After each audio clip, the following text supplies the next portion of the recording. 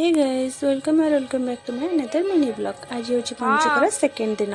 तो आज एमती आम मामा मोर भोर भोर उठी मंदिर पलि गलु देखिलु दाण्ड किए भी ना पूरा फांका फांका पड़ी दाण्ड।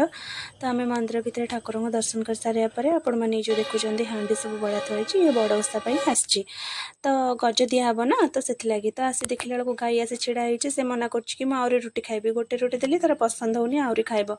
तो ये आम मामा मोर मूर्ज पकाऊँ मूर्ज पकई सारापर मुझे ठाकुर घर को पलि आसली। आज ठाकुर कहीं जाने ठाकुर पूजा कर सारे मन को बहुत शांति लगे।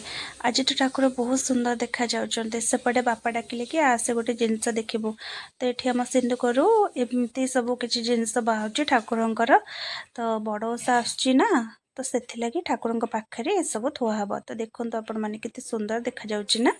तो मुझे देखी नी मोपाई तो ये पूरा नुआ मुझे फास्ट टाइम देखुची। बाबा कहले रह आहरी बहुत किसी जिनस अच्छे देखू। तो ये छुआ बो डाकिले कि आसे आम रुटी करवा। तो रुटी आ परोटा सन्तुला है आम समस्ते घर फैमिली टोटली समस्ते खाइबू। तो ये मामा मत कहते कि मोपाई तो चीनी पानी आने मुझे चीनी पानी लगे खाइब चीनी पानी नहीं आसी। आमर परिवा आसी पहुँची गला जेहेतु तो कार्तिक मास चलती परिवा सब तो खाइबा पड़ो डालमा डाली। तो एपटे आमर एपटे बाड़े आज आम नड़िया गछ चढ़ा चलती गज या नड़िया तो दरकार ये आम पैड़ थुआई आम सब खाइबू और पानी पीबू। तो मुझे पलि आसली देखिकी एपटे आसिक मु भेंडी टी धोईदेली और शाग तो धुआ भी होता आगुरी रखीदे जाइली। तो आमर आज भेंडी भजा शाग भजा एमती डाली और भात एमती किसी हम आज तो कार्तिक मास सेकेंड दिन पंचुक आ कौन भी हम।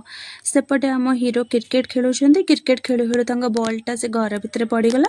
तो से चोरंग भाया चढ़ी काढ़ुन ये कुनी भौणी कौन मुझे जिद्दी कर बाहर को जी सी तो बहुत दुष्ट मुझे लाइक चुप कर से आपण मानक जब मो भिडियो भल लगी तो लाइक शेयर सब्सक्राइब करेंगे जब भूलि रोचे सांग।